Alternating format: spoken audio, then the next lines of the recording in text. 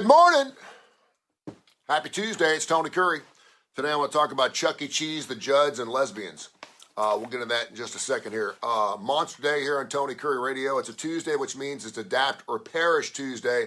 By the way, starting next week on the TKR app, if you're like, what the hell does he keep talking about this TKR app? Stop talking about the TKR app. I keep getting all your podcasting.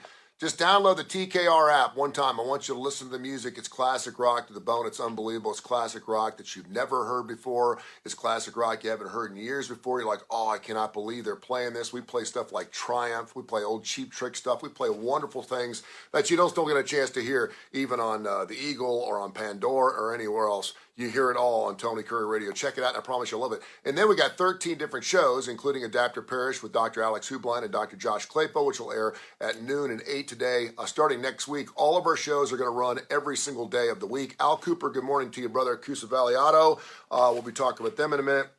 But we got a ton of great things going on.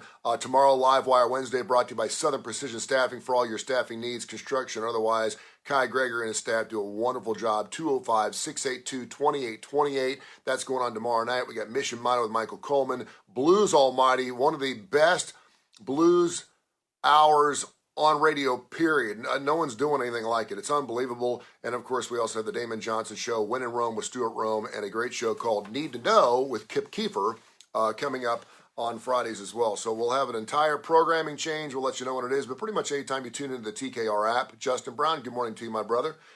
You will be listening to one of our great, unique programs, and we're super excited about that. So I saw this story, I call it the sinkhole mentality. Whenever there's a giant sinkhole that swallows a family in a house in Florida, all of a sudden there's sinkholes all over the United States. It's top of mind. It's topical. People are talking about it. So you remember the Sesame Street thing where evidently Telly Monster and Ernie brushed off a little black girl, and they're claiming that it was racism, and they're suing Disney for $25 million. I think it was actually SeaWorld. It happened again yesterday or a couple of days ago where another person, now mascot, is being accused of being racist. This time it's Chuck E. Cheese. If you watch the video, it's interesting because there's 4 little white girls on top of the stage, and Chuck E. Cheese is making eye contact with them, and he's high-fiving each one of them, and then the little black girl is down on the floor, and he totally just ignores her or brushes her off. And to be honest with you, and again, I talked about this because I was dressed up as Scooby-Doo. I was Scooby-Doo for like a year and a half at an amusement park. It's hard as hell to see out of those little holes, man. Depending on the size of your head, is it hot? I don't know what the situation is. And I'm not making excuses here, but now all of a sudden everyone is saying that every mascot is racist. And it's really difficult, particularly when you got 65 or 70 kids vying for your affection and your attention to see everybody. But now they're suing Chuck E. Cheese. So you know what's going to happen, and this is what happens, is there's going to be lawsuits, someone's going to win something, and from this point on, mascots are no longer going to be able to go out in a crowd and do anything. You won't see Big Al, you won't see Albie, you won't see, they will not be allowed to go in the crowds, because if they diss somebody or blow somebody off, and they're white, black, Asian, Hispanic, whatever, next thing you know, it's a racist mascot. I'm just telling you that's what's going to happen. So when you're mascots, and that's okay, because I hate mascots anyway. The mascot commercials, the Capital One mascot commercials just get on my nerves. I just hate them because guys and mascots uniforms or outfits are insecure. And I know because I was one. Also, this is really interesting. Ashley and Winona Judd evidently are super pissed off because they found out that Naomi, their mother, who killed herself back in April, didn't put them in her will.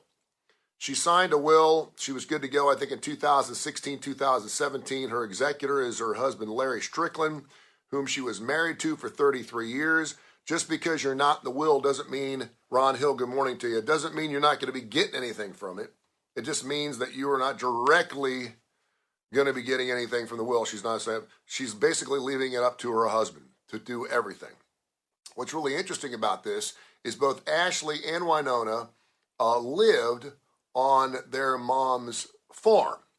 Her mom had a 1,000-acre farm up in Nashville, Tennessee. She still has it. And so both daughters lived on that land. I don't know if this land they owned. I don't know if it's their motherland. And the mom just said, hey, you can live on it. I'm imagining it was incredible. But this is what happens, man. And anyone watching right now will tell you. I've only been through it one time, and I was with my dad. And my dad and me and my three brothers and sisters sat down, and we had a conversation about how it was going to go down when my dad died, because we knew it was going to be soon. He had cancer. And it got a little ugly, and looking back on it, I wish I had done things totally different. Because, and again, my dad wasn't rich by any stretch of the imagination. He was a newspaper distributor for 40 years, right? But there was a little money there, and anytime you get money as an inheritance, it's not owed to you, it's not due to you, it's a total blessing. It's a total blessing. In most cases, and I know a lot of rich celebrities are saying, I'm not leaving my kids squat. I'm spending it all, man. I'm getting after it. They have to learn that this is life. You have to live life on life's terms. You need to go make your own buck. Just because your daddy's rich doesn't mean you're going to be rich. Now, do I want to take care of my kids? Do I want to leave them some money so they can get some money maybe at the age of 21 or 25, or spend it on whatever, tuition, or spend it on a wedding, or spend it on, I don't know. I certainly want to leave my children something, right? And I think in most cases you do. Even the brokest people seem to live, precariously through their life, and they're very, very prudish, and they don't have a lot of money. Next thing you know, they find out they had like an insurance policy that was worth, $20,000, $30,000. The house maybe is worth $100,000. And next thing you know, you're talking about maybe getting $25,000 or $30,000 a piece, a chunk of change. What a blessing. Margaret Bailey, good morning to you. What a blessing. Take it as a blessing. I don't think Winona or Ashley need the money, I don't think. I can certainly understand where it would hurt their feelings that they're not just strictly being distributed anything through their will. But first of all, you're pretty well off. Second of all, she left her husband of 33 years as the executor of the estate. That's basically like baby, and that's the way it should be, right? Now, if he's a cool guy, he's a nice guy, and I'm assuming he is, and I'm assuming he had a nice relationship with Ashley and Winona because they lived in the same land. They lived a minute apart. They could walk to each other's front doors a minute apart. I'm assuming they'll get their share of whatever it is, but I don't know what Larry's up to. I don't know what his situation is either. But man, you start throwing money around, anybody out there? You start throwing money around in family matters, oh man, it gets ugly, nasty, really, really fast. You could have the greatest relationship with your brothers and sisters, and all of a sudden someone in the family dies, and God forbid they have like $4 or $5 or $600,000, then it gets super ugly. It's amazing because the executor's got to take a piece. The executor gets paid for all the work they do, and it is. My sister did it for my dad. It's a shit ton of work. And I apologized to her afterwards saying, listen, I didn't realize she was the one that was up there going through all the boxes, going through all the personal stuff.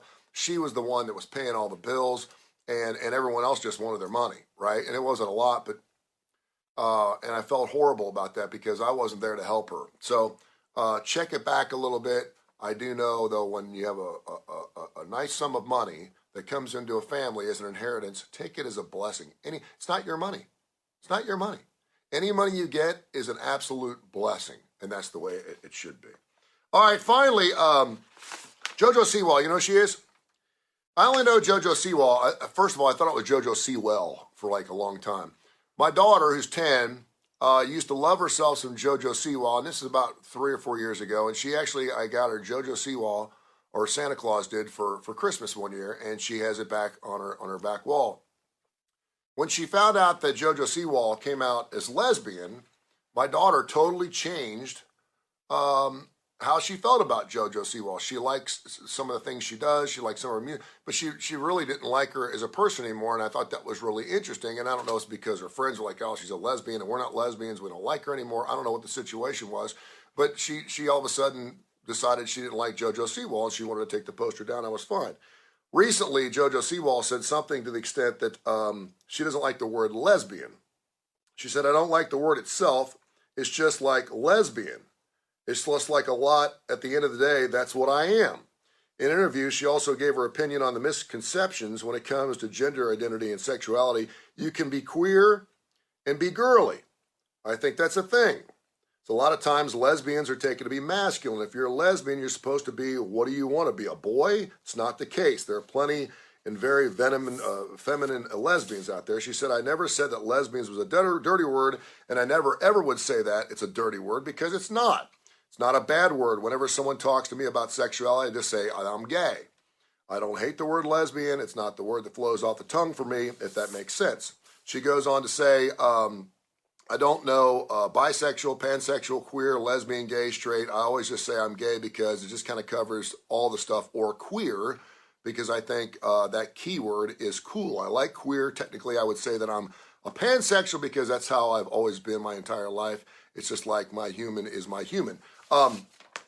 It's really strange because as a straight man, the word queer was always derogatory. Whenever we used the word queer, it was like there with the F word. So whenever we called someone queer, we weren't being nice about it.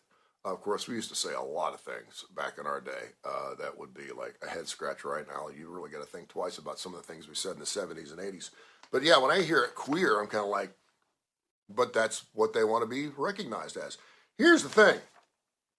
Being lesbian, heterosexual, queer, pansexual, whatever you are, doesn't characterize who you are as a human being. I'm always leery of people that say, I am blank. I am Republican. I am Democrat. I'm an addict. I am bisexual. I am pansexual. I am whatever. Because it doesn't dictate who you are as a human being. Now, you could say, I'm a human being that suffers through addiction, or I'm a human being that is lesbian, or I'm a human being that likes the political party of Republicans or Democrats. Christians the same way. When someone says, I am Christian, now a lot of people would say Christian does actually dictate who you are as a human being, and in some places it probably does. But I'm a person who's Christian.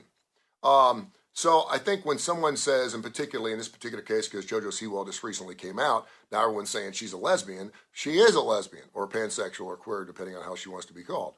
But she is bigger than a lesbian. She's a woman. She's a human being. Super talented, super gifted, unbelievable following. And so once she gets through this little challenge of her coming out, because it's scary as hell, and I've got a lot of gay friends that will say the same thing, it feels so relieving to finally come out and say what your sexual preference is, or what your political affiliation is, or whether you have an addiction or whatever you are. It's a super good feeling to get that out, but it doesn't dictate who you are as a human being. She's JoJo Siwa as a woman. And oh, by the way, I'm also lesbian. There you go. And I think a lot of people don't like to be pigeonholed into saying you are this, and now, by the way, what are you going to do? You're a lesbian, so what do lesbians do? Well, she's a lesbian. She's a woman first. She's a human being. She's got a lot to offer this world. And oh, by the way, she's also a lesbian. All right, check out our website, TonyCurryRadio.net. We got a great website. All of our shows are up on the board.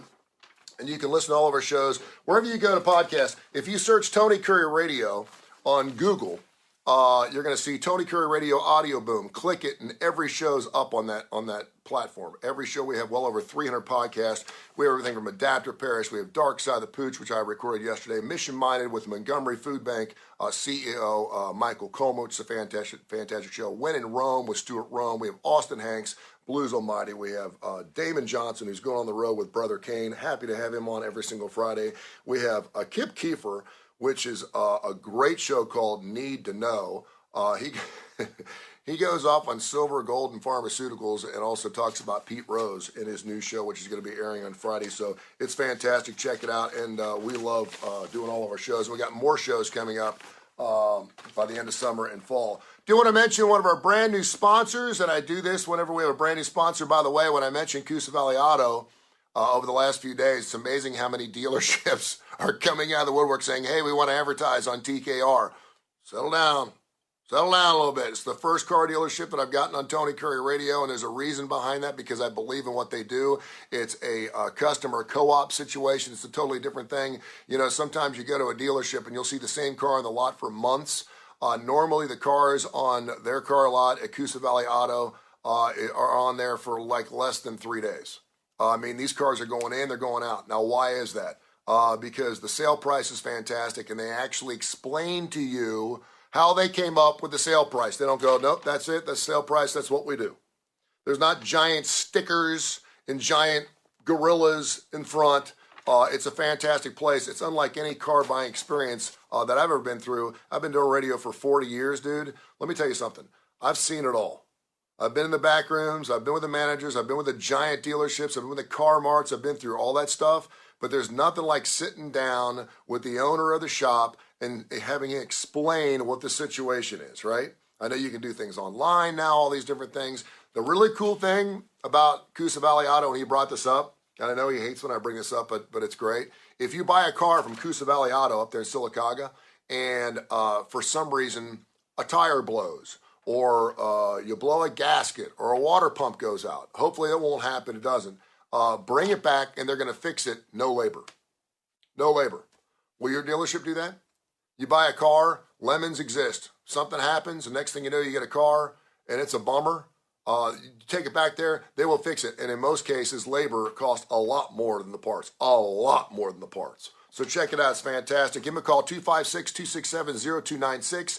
256-267-0296. They're open 10 to 4:30. Call them anytime. They'll answer the phone. Jeff Ray and Sam Rushing, good morning to you. Get after it. And again, check out CoosaValleyAutoSale.com. CoosaValleyAutoSale.com. The website is constantly updating. They've probably sold 3 cars just since I started talking about them this morning. It's unbelievable. Brad, David, Shane, Dakota, Jeremiah, Al, all those folks up there will help you out at CoosaValleyAutoSale.com. Make the short drive up there. It's God's country up in Sylacauga. I love it. I'm going to go up there later on this week and just put the windows down, have the dogs in the car, have their tongues hanging out the window. That's actually what I do when I drive to Sylacauga, is I have my tongue out the window.